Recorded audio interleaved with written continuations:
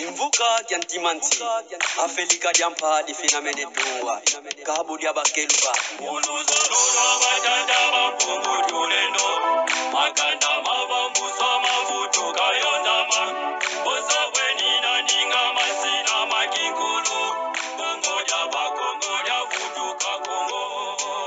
Uluzolora batata bampungu tulendo, makanda mabambu sama. Le discours de Monsieur Rankin. En 1920, s'adressant aux missionnaires chrétiens du Congo belge, Zaïre, le ministre des colonies, Monsieur Jules Rankin, dit : Révérend Père, et chers compatriotes, soyez les bienvenus dans notre seconde patrie, le Congo belge. La tâche que vous y êtes conviés à y accomplir est très délicate, et demande beaucoup de tact. Prêtre, vous venez certes, pour évangéliser. Mais cette évangélisation doit s'inspirer de notre grand principe. Tout, avant tout, pour les intérêts de la métropole, la Belgique. Le but essentiel de votre mission n'est donc point d'apprendre aux Noirs à connaître Dieu. Ils le connaissent déjà. Ils parlent et se soumettent à un Nzambi ou un Mviendimukulu, et que sais-je encore. Ils savent que tuer, voler, calomnier, injurier est mauvais. Ayant le courage de l'avouer, vous ne venez donc pas leur apprendre ce qu'ils savent déjà. Votre rôle consiste essentiellement à faciliter la tâche aux administratifs et aux industriels.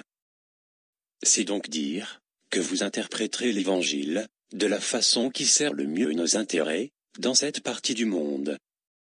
Pour ce faire, vous veillerez entre autres à 1.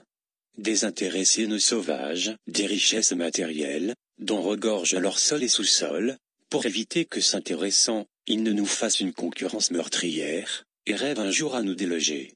Votre connaissance de l'Évangile vous permettra de trouver facilement des textes qui recommandent et font aimer la pauvreté. Exemple, heureux sont les pauvres, car le royaume des cieux est à eux, et il est plus difficile à un riche d'entrer au ciel qu'à un chameau d'entrer par le trou d'une aiguille. Vous ferez donc tout pour que ces nègres aient peur de s'enrichir pour mériter le ciel. 2. Les contenir, pour éviter qu'ils ne se révoltent. Les administratifs, ainsi que les industriels, se verront obligés de temps en temps, pour se faire craindre, de recourir à la violence, injurier, battre, etc. Il ne faudrait pas que les nègres ripostent, ou nourrissent des sentiments de vengeance. Pour cela, vous leur enseignerez de tout supporter. Vous commenterez, et les inviterez, à suivre l'exemple de tous les saints, qui ont tendu la deuxième joue, qui ont pardonné les offenses, qui ont reçu sans tressaillir, les crachats et les insultes. 3. Les détacher, et les faire mépriser, tout ce qui pourrait leur donner le courage de nous affronter. Je songe ici spécialement à leurs nombreux fétiches de guerre, qu'ils prétendent les rendre invulnérables. Étant donné que les vieux n'entendraient point les abandonner, car ils vont bientôt disparaître, votre action doit porter essentiellement sur les jeunes. 4. Insistez particulièrement sur la soumission et l'obéissance aveugle. Cette vertu se pratique mieux quand il y a absence d'esprit critique. Donc, évitez de développer l'esprit critique dans vos écoles. Apprenez-leur à croire, et non à raisonner. Instituez pour eux un système de confession, qui fera de vous de bons détectives, pour dénoncer tout noir, ayant une prise de conscience, et qui revendiquerait l'indépendance nationale. 5. Enseignez-leur une doctrine, dont vous ne mettrez pas vous-même les principes, en pratique. Et s'ils vous demandaient, pourquoi vous vous comportez contrairement à ce que vous prêchez, répondez-leur, que vous les Noirs, suivez ce que nous vous disons, et non ce que nous faisons. Et s'ils répliquaient en vous faisant remarquer qu'une foi sans pratique est une foi morte, fâchez-vous, et répondez, heureux ceux qui croient sans protester. 6. Dites-leur que leurs statuettes sont l'œuvre de Satan. Confisquez-les, et allez remplir nos musées, de Tervuren, du Vatican. Faites oublier aux Noirs leurs ancêtres. 7. Ne présentez jamais une chaise à un Noir, qui vient vous voir. Donnez-lui tout au plus une cigarette. Ne l'invitez jamais à dîner, même s'il vous tue une poule, chaque fois que vous arrivez chez lui. 8. Considérez tous les Noirs comme de petits enfants, que vous devez continuer à tromper. Exigez qu'ils vous appellent tous « mon père ». 9. Criez au communisme et à la persécution quand ils vous demandent de cesser de les tromper et de les exploiter.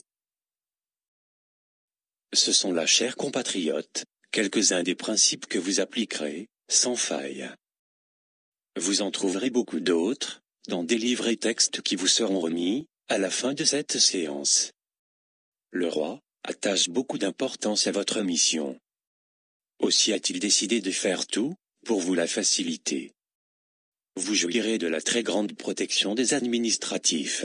Vous aurez de l'argent, pour vos œuvres évangéliques, et vos déplacements.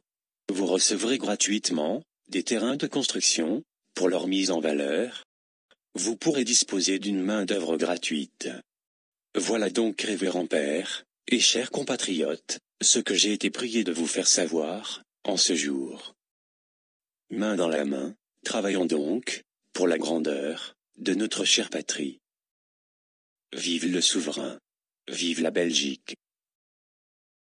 Source: Avenir colonial belge. 30 octobre 1921, Bruxelles.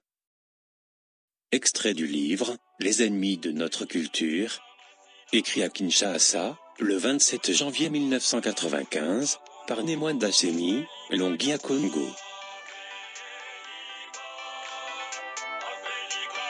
Une année après ce discours, en 1921 donc, se leva courageusement en Afrique centrale, en pleine période de domination coloniale, le grand Ngunzema Nyanga, appelé Fumukime Bangu.